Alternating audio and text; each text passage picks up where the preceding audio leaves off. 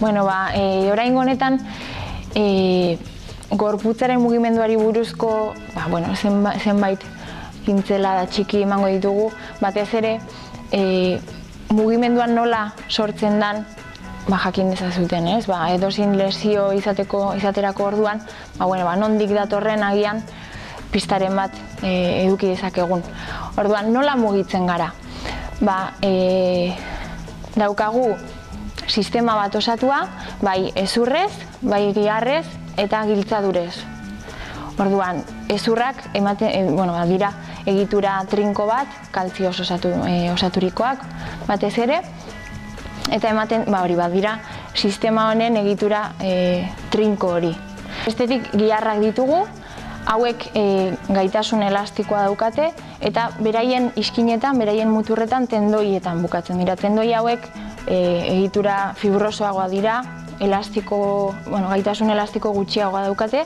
Tendoi hauek hezurretara lotzen dira, eta bi edo hezur gehiagoren elkar puntua giltzadura da.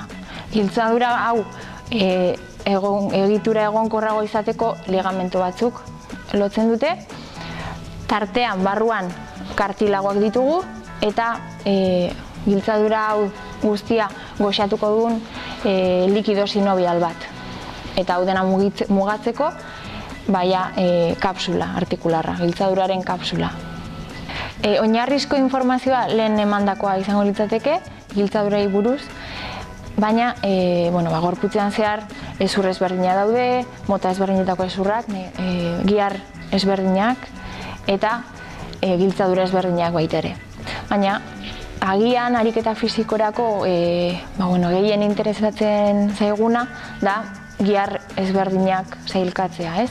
Daude egunero denbora guztian, bai eserita eta bai zutik gaudenean lan egiten duten giharrak, direla posturalak, eta beste batzuk ariketa edo funtzio konkretu baterako aktibatzen direnak.